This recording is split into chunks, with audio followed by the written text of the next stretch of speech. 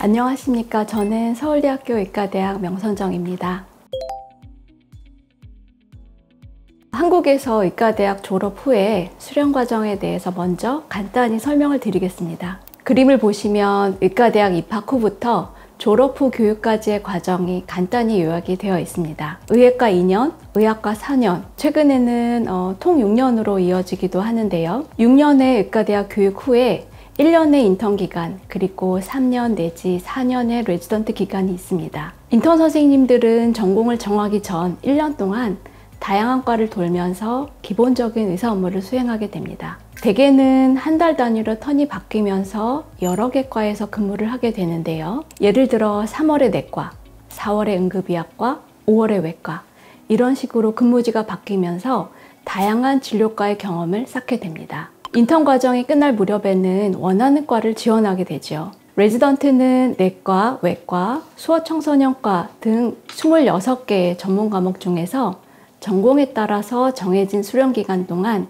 전문의 역할을 할 수 있도록 수련을 받게 됩니다. 과마다 3년 혹은 4년의 수련 기간이 정해져 있습니다. 정해진 기간 동안 수련을 마치고 전문의 시험에 합격하면 전문의가 됩니다. 이렇게 1년의 인턴, 3년 혹은 4년의 레지던트를 합쳐서 전공의라고 합니다. 전문의가 된 이후에는 세부 전문의 수련을 하기도 하는데요. 이때를 전임의 과정이라고 합니다. 펠로우라고도 하고요. 1년 내지 2년의 전임의 기간 동안 전문의로서 진료에 참여하고 세부 전문의 수련을 받게 됩니다. 내과를 예로 들면 소화기 내과, 순환기 내과 등 세부 전문 분과에 대한 수련을 받는 기간입니다. 나이와 함께 설명을 드리면 좀 더 이해가 쉬우실 것 같습니다. 20살에 고등학교를 졸업하고 의과대학에 입학한다고 가정했을 때 26살에 의과대학을 졸업을 하고 1년의 인턴 생활, 그리고 4년의 레지던트 기간이 끝나면 31살이 됩니다. 중간에 군대를 다녀오고 전임이 2년까지 끝내고 나면 36살이 되는 거죠. 의과대학에서부터 전임의 수련까지 전체 약 13년 정도 소요가 된다고 보시면 됩니다. 전공의 혹은 전임의 수련 과정을 거친 후에도 평생 끊임없이 공부를 해야 합니다. 왜냐하면 의학 지식은 엄청난 속도로 늘어나고 있고 변화하고 있기 때문입니다. 이렇게 평생 교육을 통해서 의료의 질을 유지하고 있습니다. 우리나라의 전공의 제도는 1950년대로 거슬러 올라갑니다. 일찍이 1960년대부터 전문의 자격시험을 도입해서 시행하였습니다. 1976년도에 전문의 수련 규정이 만들어지면서 전공의에 대한 근거 법률이 대통령령으로 제정이 되었습니다. 수련의 개념, 그리고 수련 기간, 수련 방법, 그리고 전문의 자격시험 등이 규정이 되어서 지금에 이르고 있습니다. 10개의 과목으로 출발한 전문의 양성을 위한 전공의 교육은 현재 26개의 전문 과목으로 확대되었고 다양한 의학기술의 발전과 질병 패턴의 변화와 맞물려서 세부 전문의 제도가 발전하고 있습니다. 전공의 교육은 처음에는 미국 제도의 영향을 받아서 인턴과 레지던트라는 외래 용어가 쓰이다가 전공의 또는 수련이라는 우리말 표현도 같이 쓰이고 있습니다. 이러한 전공의 수련 제도의 목표는 국가 그리고 사회에서 필요로 하는 전문의를 양성하는 것인데요. 의료 전문의로서 필요한 역량과 그리고 사회가 필요로 하는 역량을 종합하여 길러내는 것이 궁극적인 목표라고 할 수 있습니다.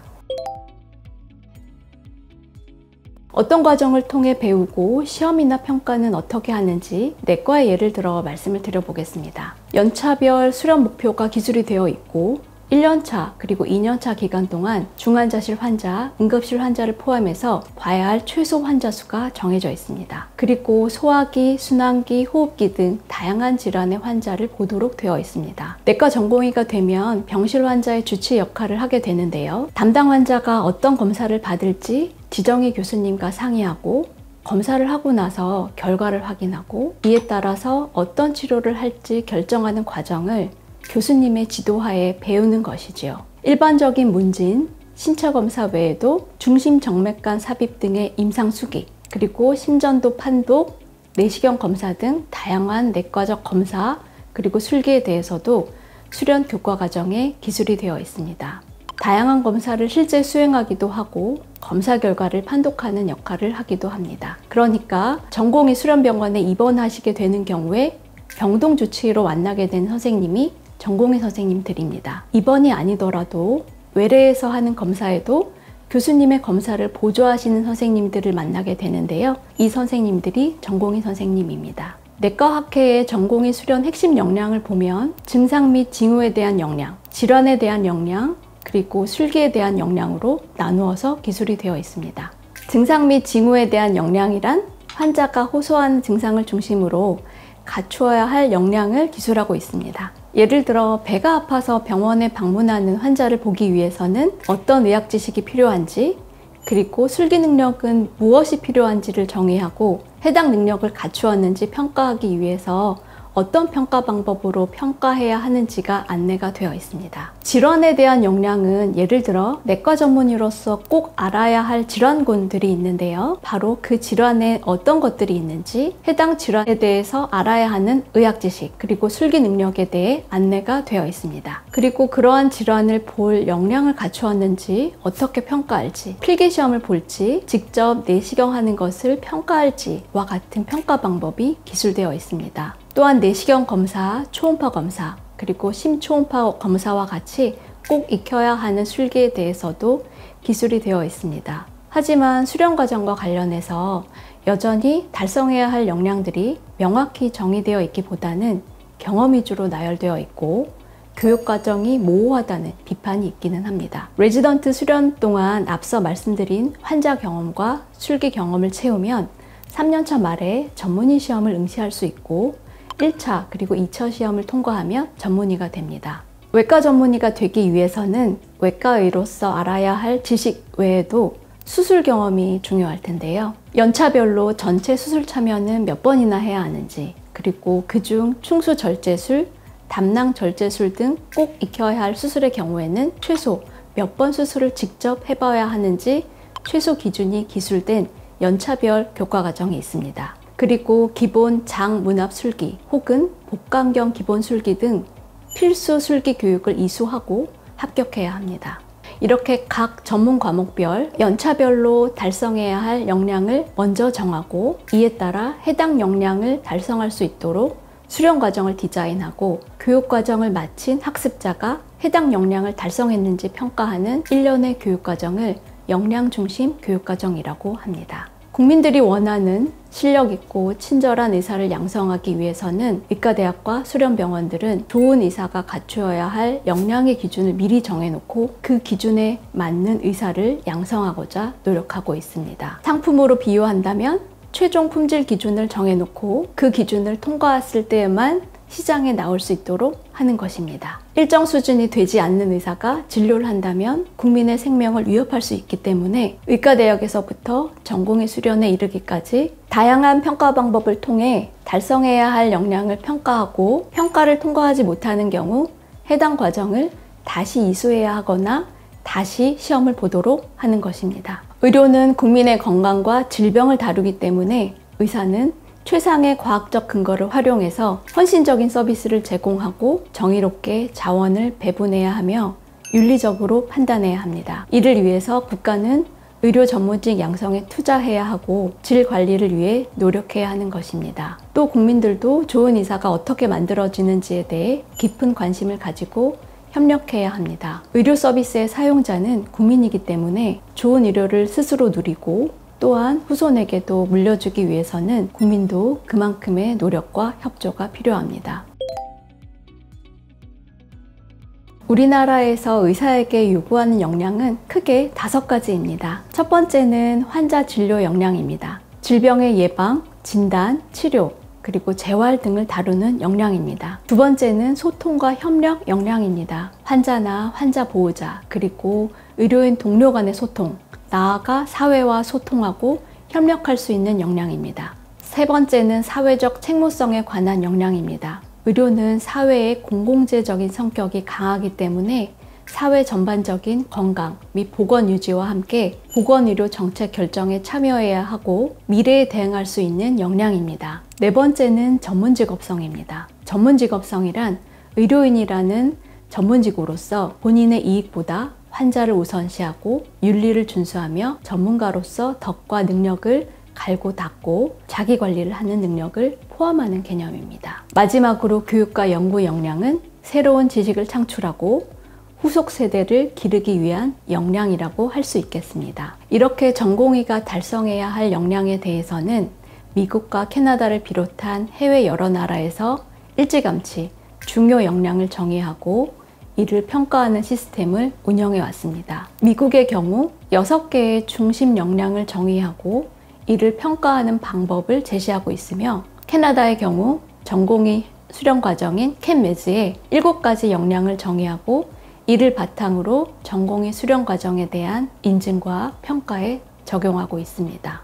이렇게 전공의가 달성해야 할 역량을 정의하고 이를 달성했는지 평가하는 것은 전공의 수련 프로그램의 질을 유지하고 나아가 능력 있는 전문의를 배출하기 위해서 매우 중요합니다. 역량을 달성하기 위해서 전공의들은 강의를 듣고 환자 사례에 대해 토론하고 시뮬레이션 교육 등을 통해 술기를 연습합니다. 그러나 앞서 말씀드린 역량을 키우는 데 있어 가장 중요한 것은 실제 환자 진료 경험입니다. 현대의학의 아버지로 불리는 윌리엄 오슬러 경은 책 없이 질병 현상을 연구하는 것은 나침반 없이 미지의 바다를 항해하는 것이고, 환자 없이 책을 연구하는 것은 아예 바다에 나가지 않는 것이다 라고 하였습니다. 이것은 그만큼 의사의 역량에 있어서 환자 경험이 중요하다는 것을 이야기하고 있습니다. 다양한 테크놀로지의 발전에도 불구하고 실제 환자 진료를 통해서 배우는 것은 의학 자체가 교과서로만 배울 수 없고 실제 다양한 환자를 진단하고 치료하는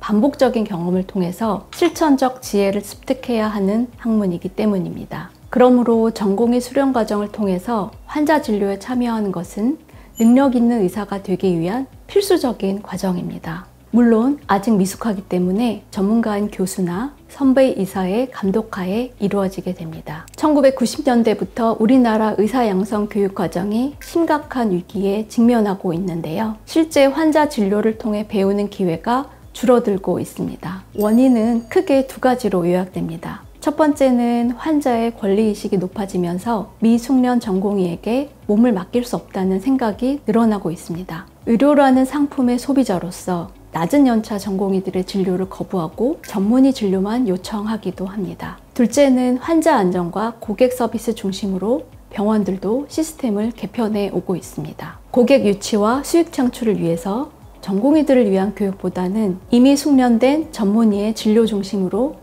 시스템을 바꿔가고 있고, 미리 낮은 연차 전공의들의 수술이나 검사 등을 줄이는 경향이 생긴 것입니다. 이러한 영향으로 전공의 수련을 마친 전문의라고 하더라도 독립적인 진료 역량을 갖추는데 한계가 있는 경우가 많습니다. 전공의가 수련 기간 동안 다양한 임상 경험을 하고 환자 진료에 참여해야 이후 전문의 취득 후에 독립적으로 환자를 진료할 수 있는데, 실제 종합병원에서 전공의들의 진료 참여가 쉽지 않은 경우도 많습니다. 안과를 예로 들면 환자들이 부분 마취를 하고 수술을 받는데 경험이 부족한 전공의에게 수술을 받기를 꺼리기 때문에 전공의들이 가장 기본적인 백내장 수술조차 집도할 기회가 많지 않다는 이야기입니다. 실제 안과학계에 따르면 수련 기간 중 백내장 수술을 해본 국내 전공의의 90% 정도는 수술 횟수가 20건을 넘지 못한 반면, 캐나다의 경우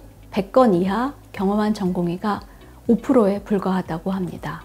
2017년 전공의 실태 조사에 따르면 약 60%의 전공의가 온전한 교육의 기회가 부족하다고 답했는데요. 적절한 수련이 이루어지지 못한 이유로 직접 시술 또는 수술을 수행할 기회가 적다는 응답이 많았습니다. 이를 해결하기 위해 다양한 시뮬레이션 교육 등을 도입하고 있지만 그 어떤 시뮬레이션이나 다른 교육 방법도 실제 환자를 진료함으로써 배우게 되는 것을 대체할 수는 없습니다. 대학병원 진료에 학생 혹은 전공의를 참여시키는 문제는 해묵은 그러나 매우 중요한 사안입니다. 우리는 국민의 건강이라는 매우 중요하고 공공의 목적을 위해 전문적인 양성 과정을 갖추고 전문가 집단 스스로 자격을 관리하는 과정에 대한 사회적인 지원이 필요합니다. 그렇기 때문에 아직 숙련되지 않은 전공이나 면허가 없는 학생들까지도 환자를 돌보는 과정에 참여하도록 허용해야 하는 것입니다. 물론 안전을 위해 교수나 전문의의 관리 감독 하에서 해야겠지요. 이것은 미래 사회의 건강을 책임질 전문가를 양성하기 위한 사회적 투자라고 할 수 있겠습니다. 환자 입장에서는 전공의의 경험 축적을 위한 수단으로 사용된다고 느끼는 경우 반감이 생길 수 있습니다. 그러나 잊지 말아야 할 부분 중 하나는 수련병원의 설립 목적 중 하나가 전공의의 수련이라는 것입니다. 실력 있는 전문의는 그냥 저절로 만들어지는 것이 아니라 충실한 수련 과정을 거쳐야만 만들어질 수 있습니다. 그러므로 수련병원에서는 전공의의 진료 참여를 수용할 수 있다는 사회적 합의가 반드시 이루어져야 하며 환자의 이해와 공감대가 필수적이라고 할 수 있습니다. 말씀드린 것처럼 역할과 권한, 책임은 과별로 그리고 연차별로 다릅니다. 예를 들어 내과 전공의 1년차는 입원한 병동 환자들의 주치의 역할을 하고 담당 교수와 함께 회진을 돌고 밤에 당직을 서기도 합니다. 2년차 내과 전공의는 병원에 따라 다르긴 하겠지만 병동 주치의를 하기도 하고 중환자실 주치의를 하면서 중환자 진료를 담당하고 응급실의 내과 환자를 담당하기도 합니다. 3년차가 되면 내시경, 심장 초음파 등 내과적인 검사를 보조하면서 검사 술기 등을 익히기도 하고 외래 진료를 하기도 합니다. 또한 고년차 전공의로서 1년차나 2년차 전공의들의 교육에도 참여합니다. 외과 전공의는 수술을 위해 입원한 환자의 병동 주치 역할을 하고 수술 전 검사를 챙기고 그리고 수술장에서 수술을 보조하면서 수술을 익히게 됩니다. 연차가 올라가면서 수술장에서 할 수 있는 역할도 늘어나겠죠. 또한 내과 전공의, 외과 전공의 모두 다양한 연구에 참여하면서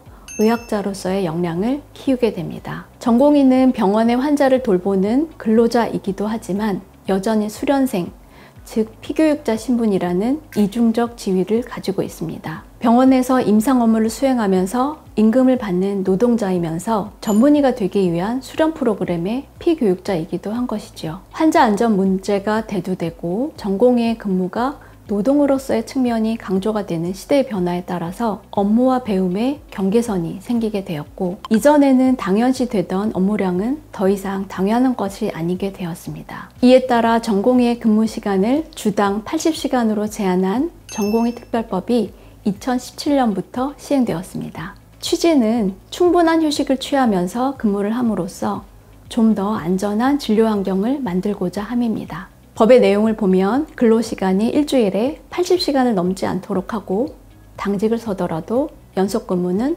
36시간 이내로 하게 되어 있습니다. 이러한 전공의 특별법의 시작은 미국의 1980년대에 있었던 사건으로 거슬러 올라가게 됩니다. 1984년 리비지온이라는 대학 신입생이 뉴욕 병원에서 치명적인 약물 상호작용으로 사망하면서 실질적으로 전공의들의 근무 시간이 사회 문제가 되었습니다. 사회의 관심을 받게 된 이 사건에서 뉴욕 시민들은 당시 병원의 의사들이 일주일에 100시간 넘게 근무한다는 데 대해 경악했습니다.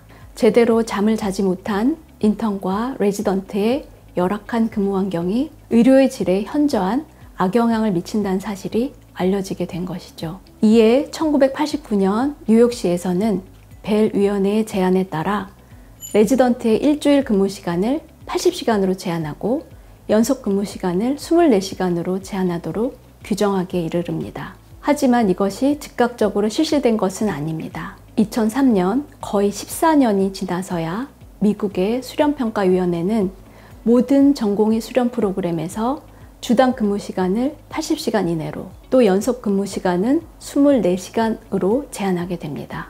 전공의 수련 과정은 환자를 돌보는 일과 배우는 일을 병행하면서 전문의로서의 역량을 갖추는 중요한 시간입니다. 이러한 과정이 효율적이고 안전하게 이루어질 수 있도록 전공의 특별법과 같은 제도가 시행되고 있으며 수련 교육의 질적 향상을 위해서도 지속적으로 노력하고 있습니다. 의과대학의 교육도 그렇고 전문의 수련도 크게 두 가지 질관리 노력을 하고 있습니다. 교육 프로그램에 대한 인증과 개인에 대한 평가 두 가지입니다. 먼저 의과대학을 말씀드리면 의평원은 의학교육평가원을 줄여서 말하는 것인데요. 의과대학의 교육과정, 시설 등 의과대학 교육의 전반에 걸쳐서 평가를 하고 이에 대해 인증을 하는 제도입니다. 의과대학이 인증을 받아야 졸업생이 의사 국가고시에 응시할 수 있습니다. 혹시 서남의대를 알고 계시나요? 해당 대학은 부실교육 등으로 인해서 2018년도에 폐교되었습니다. 외국에서도 인증제도를 통해서 의과대학 교육의 질을 관리하고 있습니다. 전공의 수련에 있어서 수련병원 프로그램은 각 전문학회와 수련환경평가위원회에서 평가하고 있습니다. 해당 병원과 해당 과에 수련에 적합한 환자 수는 충분한지, 시설은 적절한지, 수련 과정은 적절한지, 전공의 수련 규칙은 준수하고 있는지 평가하고 있습니다. 하지만 실질적인 관리 그리고 감독 기능은 제한적이라는 비판을 받고 있기도 합니다. 질 관리의 또 다른 측면은 졸업생 혹은 수련을 마친 전공의에 대한 평가입니다. 의과대학 6년을 졸업하면 의사 국가시험을 통해서 환자를 진료하기에 적절한 역량을 갖추었는지 필기시험과 실기시험으로 평가하고 있습니다. 또한 3년 혹은 4년의 전공의 수련을 마치고 나면 1차 필기시험과 2차 슬라이드 혹은 실기시험을 통해 각 전문의로서 적절한 역량을 갖추었는지 평가합니다. 지금까지 전공의 수련 과정에 대해 알아보았습니다. 수준 높은 의료 서비스의 제공을 위해서 수련 프로그램의 관리를 통해 질 좋은 수련을 받을 수 있도록 해야 하고, 이를 위해서는 수련병원의 역할도 중요하고 전공의 수련에 대한 국민들의 협조도 필요할 것으로 보입니다. 좋은 의사는 사회의 핵심 자산입니다. 사회가 좋은 의사를 원한다면 환자의 권리와 실력 있는 의사 양성이라는